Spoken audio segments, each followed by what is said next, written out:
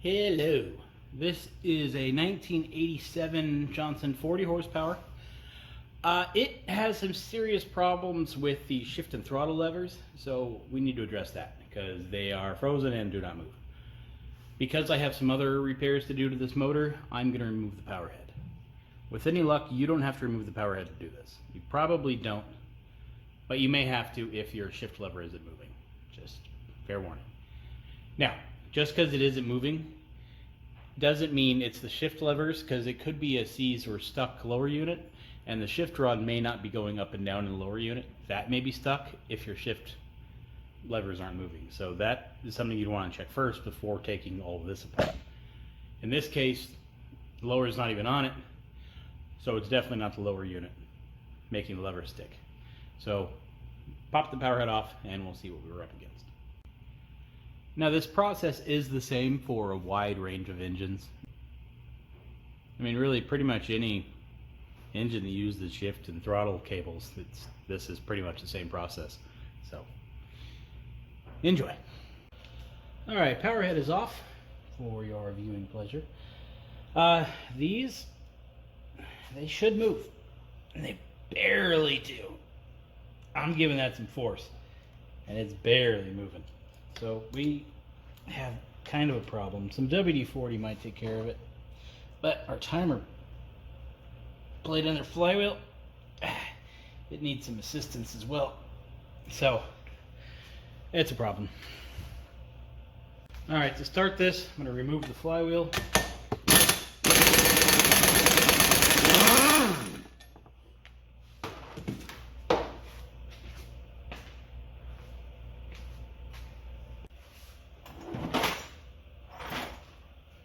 Chase the screw holes in the flywheel. Those bolts weren't going in very nicely. So I fixed that. Now I'm back to it. Now, full disclosure, when I ordered parts for this motor, I knew this was a problem, so I made sure this came off of here before I started. So that's why it's already disconnected. Basically what happened here is the grease has turned to glue and it's preventing it from moving easily. It usually, for whatever reason, doesn't happen to this plate, but I think this engine sat outside uncovered for a while, and I think maybe the heat or the sun or the UV exposure or the wind or the sand, everything combined into one, caused that problem here. I was hoping to avoid having to take off the electronics, but that may not be an option. May have to take them off. It kind of clears. So it looks like somebody tried to clean it previously. Maybe, I don't know, it's hard to tell. I don't know, I'm just making stuff up really. Definitely sticky all the way around this guy too. So gonna take it off. Gonna soak it in some carb cleaner for a little while, and we'll put it back on. While that's soaking, I can attack the plate. Can't really soak the plate without taking it all the way apart, and I don't feel like doing that. So I'm gonna get some PB Blaster or any penetrating fluid, of course. And I'm just gonna put it where it's supposed to rub, aka where grease is, and I'm just gonna let it set in for a little while.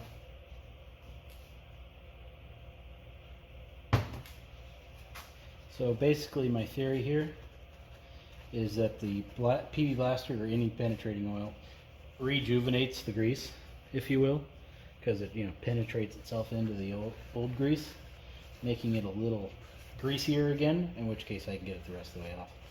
So all I want to do is get it kind of damp, and we'll let it sit there. But I'll do the same thing up here. This can get oily, I don't care about this.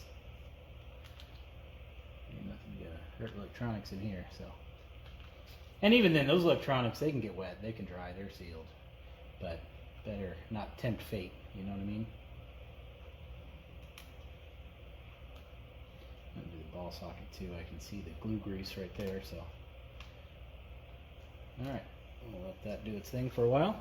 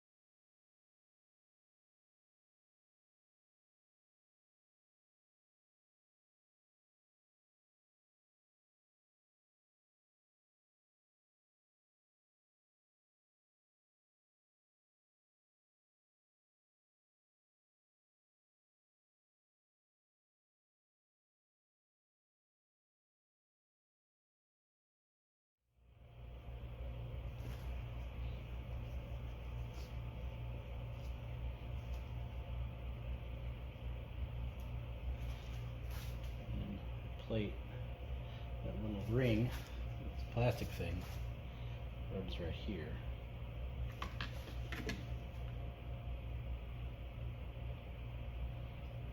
It's a little more grease than you probably should be using.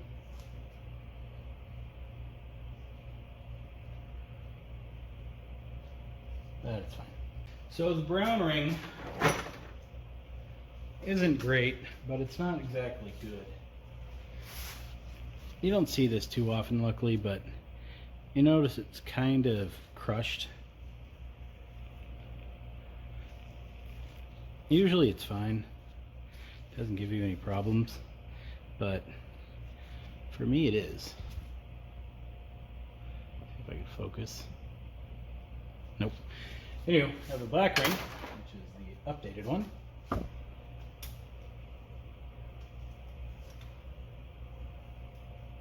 So it's better so far.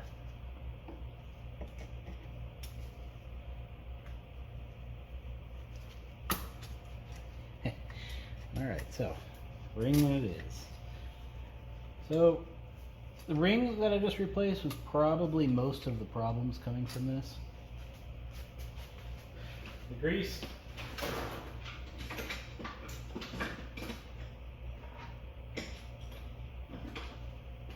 The grease, while it is sticky, usually you can overcome it. And that was quite ridiculously tight, so.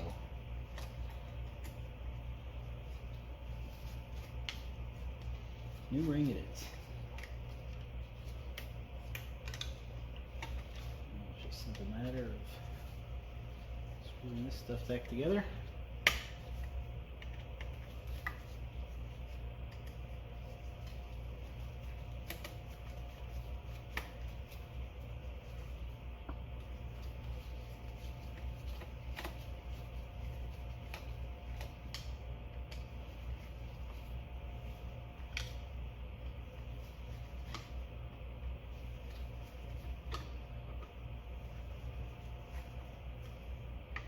All I'm doing here is getting all the screws started.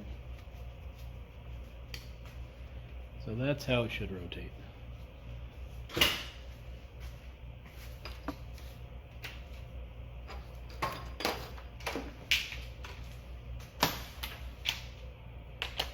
Gonna go one click, the old impact thing here. Oops, one, but that's okay.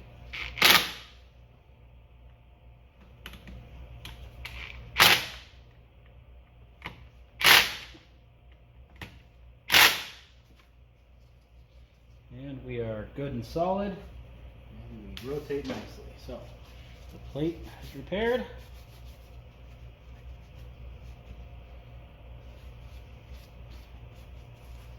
Levers, still pretty tight. So let's tackle that now. I believe this is a 9/16. Nope. This, yep. So we got a half and a 9/16.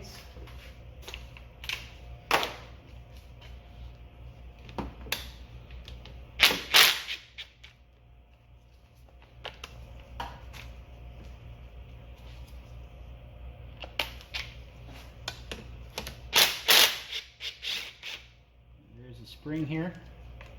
There's some spring tension. be warned of that. You can feel it kind of sticking on the bushing. So we'll probably clean that out. And that washer, it ain't moving either.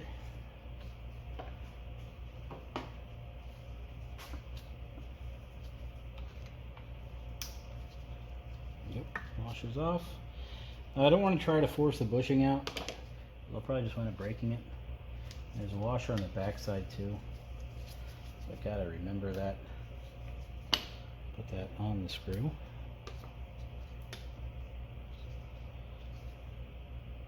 And bushing, we'll leave it in for now. We'll clean it out later.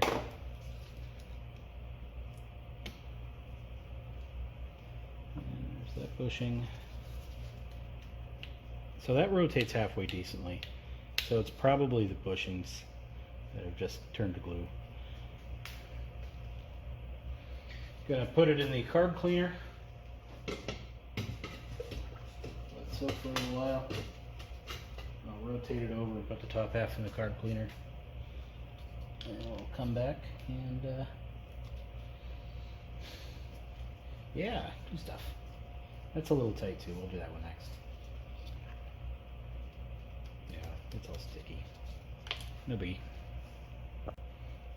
Gonna use some steel wool to clean off this little stubby part right here.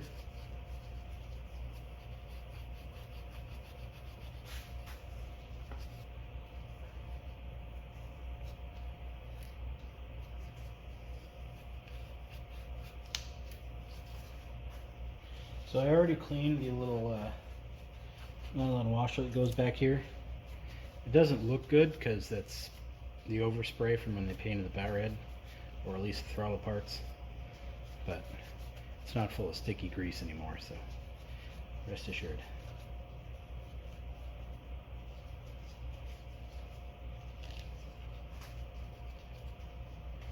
And then for the main hardware, I'm just going to clean that up on the wire wheel.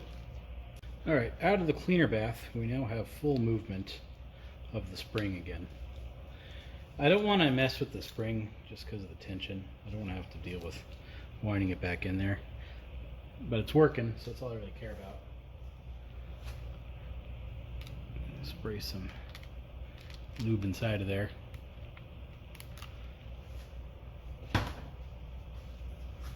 And that feels nice and smooth. So we still have our bushing, which is probably causing some binding. So I'll use the steel wool with some oil on it again, just kind of make sure nothing weird's on it.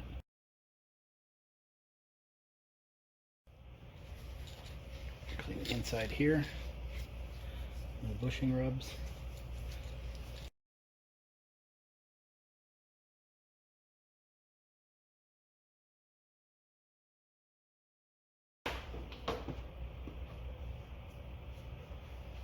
Put a little dab of grease on our bushing plate.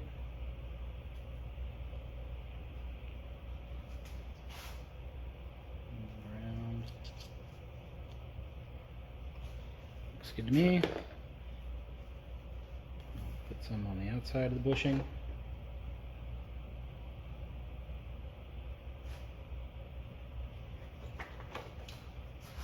Bushing back inside, give it a little turn.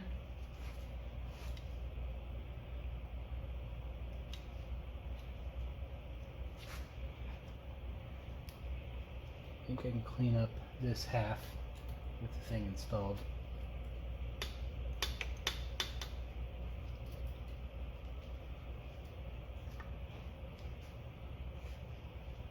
Get a little bit of the white lithium onto the threads of this. And reinstall our bolt.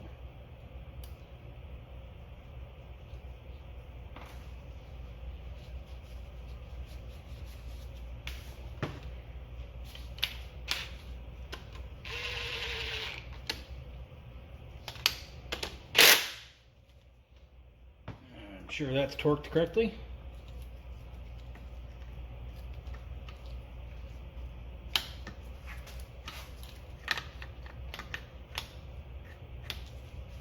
Alright, so far so good. Gonna see if I can't get the bushing out of there now.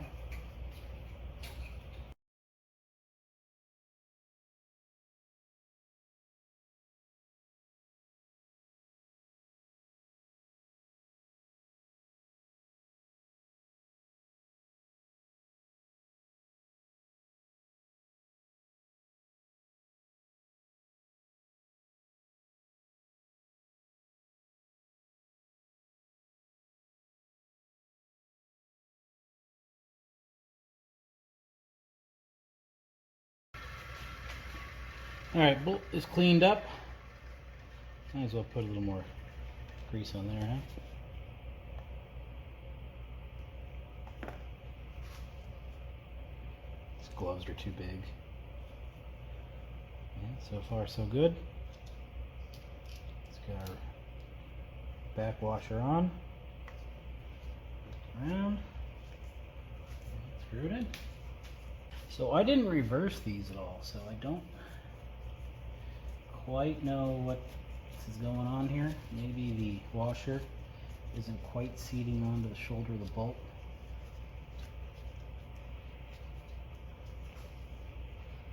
Maybe I got the bushing in wrong.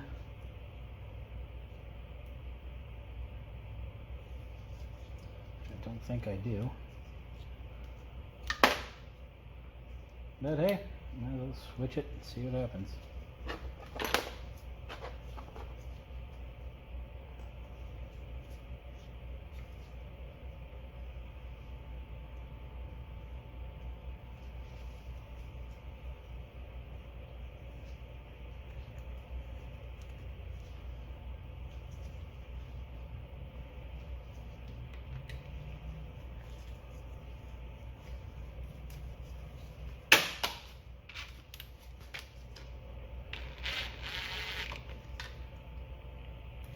Oh,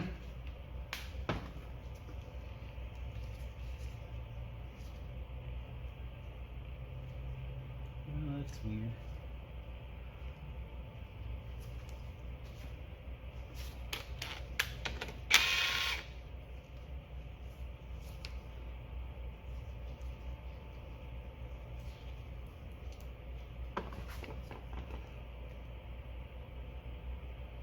So there is a little bit of play there.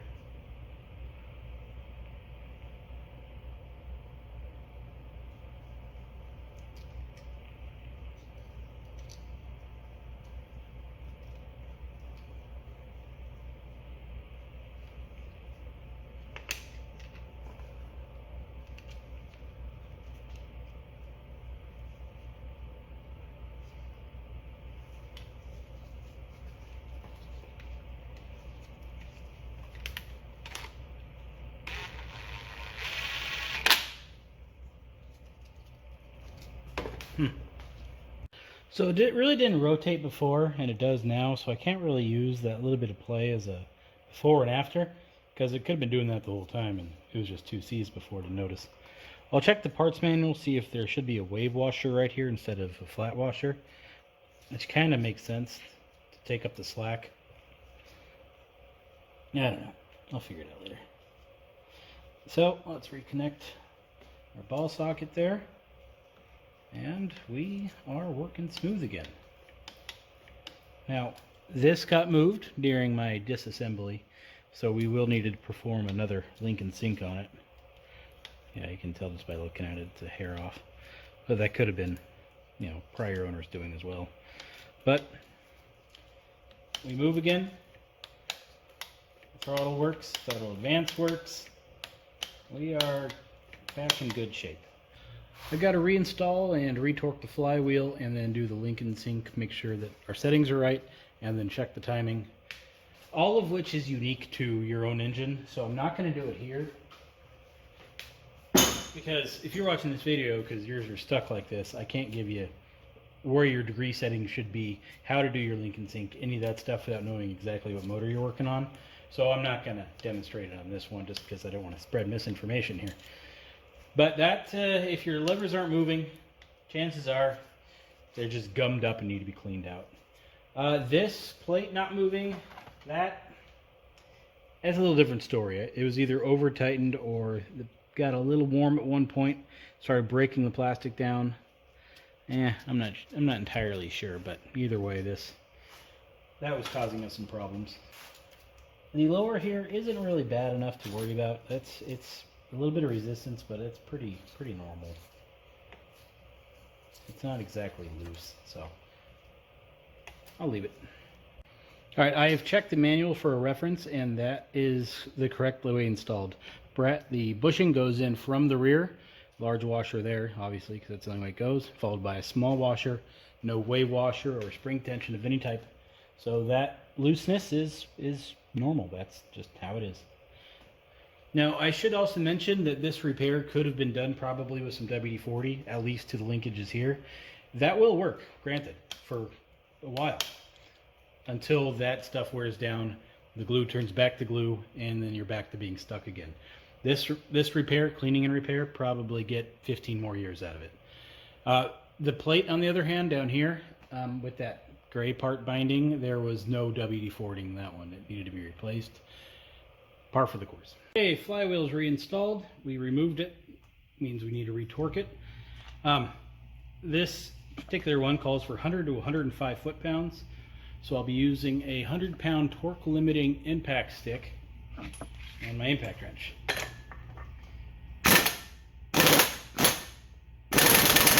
And that's it right there. Well, that worked out pretty well. Now, it's running good in the driveway. That doesn't mean it's going to run good in the water. When it's under a load and has some back pressure, the RPMs are going to be dropping, which may cause it to run a little rough. Right now, I would say it's idling in the driveway right about 1100 RPM. But in the water, it's probably going to drop down to 700, 800, which is right where it needs to be. So it'll probably, if my ears are still working, it's probably going to be fine in the water. But you need to check the low speed timing, and any adjustments need to be made to the linkage and timing in the water, which I can't do. So if you're doing this repair, or any repair really, get yourself a manual, because that's everything you need to know right there.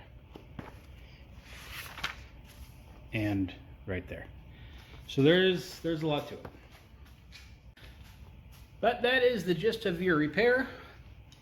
Hope you understand now what you're up against. It's not too hard. The hardest part, I would say, is getting all the linkage back set correctly. If you got any questions, let me know. Otherwise, enjoy.